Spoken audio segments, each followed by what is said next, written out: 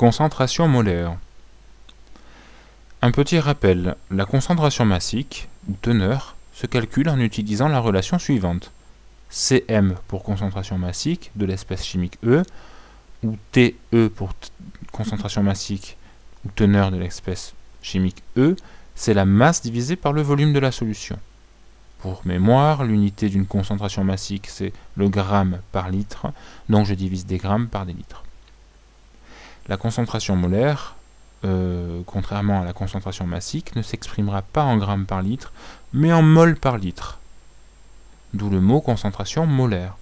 Donc, en se calquant sur cette définition, pour calculer une concentration molaire, on ne divisera plus une masse par un volume, mais on divisera plutôt une quantité de matière par un volume.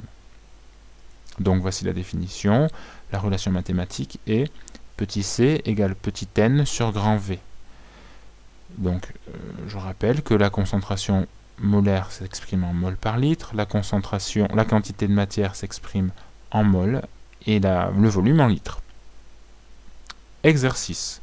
Vous pouvez mettre sur pause si vous souhaitez vous entraîner.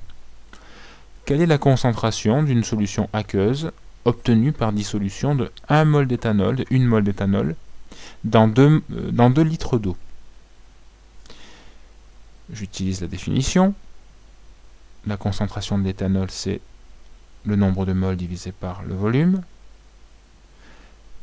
J'ai une quantité de matière de 1 mol sur un volume de 2 litres. Donc je remplace par ces valeurs-là, et quand je fais le calcul, je tombe sur 0,50 pour être plus précis, mol par litre. Deuxième exercice, vous pouvez aussi mettre pause si vous le souhaitez. Quelle est la masse à prélever pour préparer 100 ml d'une solution de concentration molaire de 0,1 mol par litre de saccharose? Et je vous donne la masse molaire moléculaire, qui est un peu compliqué à calculer, et qui vaut 342 grammes par litre. Alors, je reprends la définition, je cherche à prélever une masse, donc il faut que j'utilise la relation la faisant intervenir. Je rappelle que n égale petit m sur grand M. Pour le saccharose, j'ai donc l'indice saccharose qui apparaît. Je cherche petit m, la masse, donc dans la relation ci-dessus, j'essaie d'avoir m égale, donc un produit en croix me donne l'expression ci-dessous. Il me manque petit n, je n'arrive pas, je ne la connais pas a priori dans l'énoncé, donc il faut que j'utilise une autre définition dans laquelle elle intervient. Donc la définition dans laquelle intervient la quantité de matière, c'est la définition de la concentration justement. Je rappelle que petit c égale petit n sur grand V. Je cherche n puisque je veux le remplacer au-dessus, donc je fais un produit en croix et je trouve que n égale c fois v.